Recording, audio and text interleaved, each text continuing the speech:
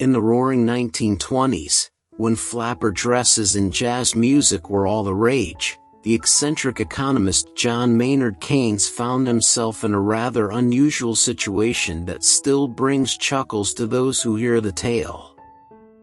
It was a time of rapid economic growth, and Keynes, with his brilliant mind and flamboyant personality, was enjoying the limelight of his revolutionary economic theories. One fine day, Keynes received an invitation to an extravagant soirée hosted by none other than the renowned socialite, Lady Penelope Featherington. The invitation arrived in a gilded envelope adorned with peacock feathers, and Keynes, always up for a bit of adventure, couldn't resist the temptation to attend. The night of the grand event arrived, and Keynes donned his most dashing tuxedo, complete with a bow tie that seemed to defy gravity. He twirled his mustache with glee and set off for Lady Penelope's lavish mansion, where the party was in full swing. The ballroom was aglow with the sparkle of crystal chandeliers, and the air was alive with the strains of a live jazz band. As Keynes mingled with the glitterati of society, he couldn't help but notice an odd sight: a parrot perched in a gilded cage, right next to the champagne fountain. Now, this was no ordinary parrot. It had feathers that glinted like emeralds, and its beady eyes seemed to assess every guest with an air of haughty intelligence. Keynes, ever the conversationalist, decided to strike up a chat with the parrot. He leaned closer to the cage and said, "Good evening, my fine feathered friend. And how are you enjoying the festivities?" To his astonishment, the parrot responded, "Good evening to you, sir. I must say, these affairs are quite tiresome. All this chatter about stocks and bonds, it's enough to make one squawk." Keynes nearly spilled his champagne in surprise. He leaned in even closer and said, "You have quite the perspective, my avian companion. But tell me, do you have any insights into the current economic climate?" The parrot ruffled its vibrant plumage and squawked, "Ah, the economy. A fickle beast, it is. It goes up, it goes down, and everyone pretends to know why. But truth be told, it's all a bit of a guessing game, isn't it?" Keynes burst into hearty laughter. Never before had he encountered a parrot with such a witty outlook on economics.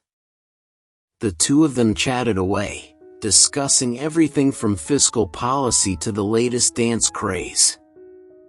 It wasn't long before a crowd had gathered around, marveling at the peculiar sight of an economist engaged in deep conversation with a parrot. As the night wore on, Keynes and the parrot continued to share their insights, each more comical than the last. Keynes introduced the parrot to the concept of the multiplier effect, and the parrot responded by squawking, "Ah, yes. The more seeds I eat, the more I scatter, and the more trees grow. Economics is just glorified seed spreading." The laughter echoed through the ballroom, and Lady Penelope herself couldn't help but join in the merriment. She approached Keynes and the parrot, clapping her hands in delight. "Mr. Keynes, you've managed to turn my boring old parrot into the life of the party. I must thank you." Keynes grinned and bowed extravagantly. "My dear Lady Penelope, it was my pleasure. After all, it's not every day one gets to converse with a parrot of such refined economic taste." And so, the night continued with Keynes and the parrot stealing the show. As the clock struck midnight, Lady Penelope announced that a special prize would be awarded for the most entertaining guest of the evening. As the guests cast their votes, it was no surprise that Keynes and his feathered friend emerged victorious. With a triumphant squawk, the parrot was presented with a golden perch, which he eyed with a mixture of pride and disdain. And Keynes? He accepted a laurel wreath with a flourish, and the crowd erupted into applause. As the party came to a close and the guests began to depart, Keynes couldn't help but reflect on the absurdity of the evening. He had conversed with a parrot about economics, and in doing so, had shared a moment of genuine joy and laughter with those around him. The moral of the story? In the complex world of economics, it's easy to get caught up in theories and predictions, forgetting the simple joys of human connection and laughter.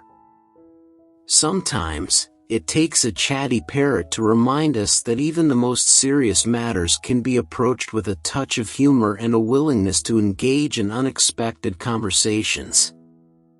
And who knows? Perhaps a feathered perspective might just hold the key to unlocking new insights. Thank you for listening. For more stories like this, please consider subscribing.